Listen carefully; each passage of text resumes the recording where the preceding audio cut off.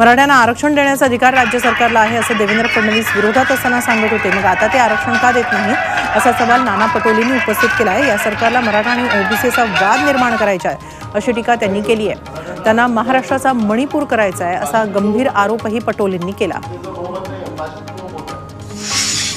सरकारच्या नाकर्तेपणामुळे आजची परिस्थिती निर्माण झाली अशी टीका मराठा आरक्षणावरून राष्ट्रवादीचे प्रदेशाध्यक्ष जयंत पाटलांनी केली आहे। जरांगे पाटील मुंबईत येत असल्यानं सर्वेक्षण सुरू केल्याचा आरोपही पाटलांनी केलाय। ते सांगलीत माध्यमांशी बोलत होते। शिवसेना पळवणाऱ्यांचा राजकीय वध करणार असा थेट इशाराच उद्धव ठाकरेंनी नाव न घेता शिंदे गटाला लगावलाय। नाशिकमधल्या शिवसेनेच्या अधिवेशनात उद्धव ठाकरेंनी शिंदे गटाचा समाचार घेतला। आपल्या हक्काची शिवसेना पळवणारे वाली आणि त्यांचे कुणीही वाली असतील त्यांचा वध केल्याशिवाय गप्प बसणार नाही असा निर्धार ठाकरेंनी बोलून दाखवला। तसंच शिवसेना माझी वडिलोपार्जित संपत्ती असल्याचे उद्धव ठाकरेंनी ठणकावून सांगितलं।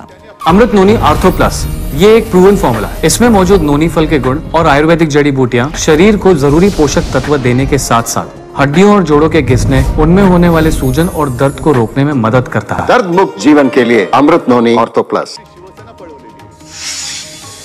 शिवसेना नसती तर अयोध्येत श्रीरामाची प्राणप्रतिष्ठा झाली नसती। शिवसेनेचे वाघ तिथे पोहोचले म्हणून पंतप्रधानांना प्राणप्रतिष्ठा करता आली असा हल्लाबोल संजय राऊतांनी केला। संजय राऊतांनी उद्धव ठाकरेंची तुलना प्रभू श्रीरामचंद्रासोबतही केली।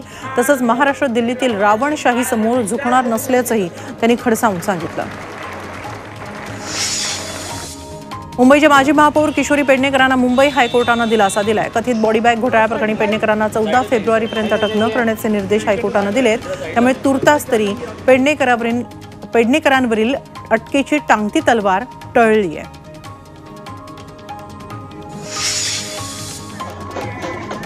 ईडीनं उद्या चुकीची काही कारवाई केली तर घाबरून जाऊ नये असं आवाहन आमदार रोहित पवारांनी केलंय।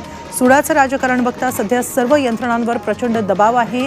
तरीही ईडी चौकशीसाठी गेल्यानंतर पूर्ण सहकार्य करणार असल्याचंही रोहित पवारांनी म्हटलंय। शरद पवारांसोबत असलेल्या प्रत्येक व्यक्तीसोबत सर्वांनी एकजुटीनं उभं राहावं असं आवाहनही रोहित पवारांनी केलंय।